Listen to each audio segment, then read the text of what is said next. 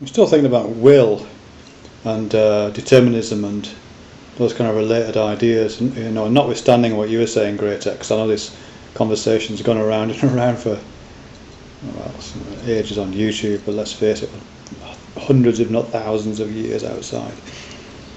But I was just looking at this video by Pyrrho on Where is the Will, and he's talking now about willpower, which has been talked about for a while, but it's most explicit in this one, I guess, about willpower, which is about because will, the way we've been talking about it, is conceptualized as having two components, it seems to me. One of which is to do with choice, which I'm seeing as a kind of synchronous thing. I was in Truro Cathedral today, just having a look around really, and the way out, if you stand up near the I think it's called the Reredos, something like that, but this bit at the far end, and you look back towards the doors, there's this aisle goes right up the middle, and it leads right to two doors actually, and to walk up the aisle as if you're going out, to walk back up the aisle, you would have to make a choice between these two doors. It's almost like a double slit experiment for humans.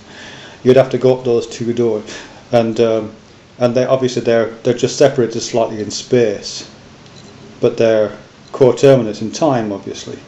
So there's something about the will which is to do with choice. As I walk back up the aisle towards the exit of Truro Cathedral, I have to make a choice of which of these two slits to walk through, and and that's, as I say, that's choice, and it's spatial. It's really hard to describe what I want about, but it feels like it's spatial. Whereas the way Pyrrho is talking about it, it's willpower, and it feels much more like kind of Schopenhauer understanding of will, which is more like desire or something, or urge, or that kind of thing, motivation. It's those kind of ideas. The fact that even if you've only got, even if there's no choice in your universe, will is the thing that keeps you going on the single track that is available to you. So if there is a choice, it's not a choice that's in space. It's not a choice between the left-hand door and the right-hand door in Truro Cathedral. It's the choice about how quickly to approach those doors, or whether to get up from the place where you're sitting by the Reredos and start walking towards those doors, back down that aisle. So it's operating on a temporal dimension rather than a spatial dimension. That's kind of how I'm feeling about that right now. That this will thing has a temporal dimension of what Pyrrho's calling power, but what we call other things.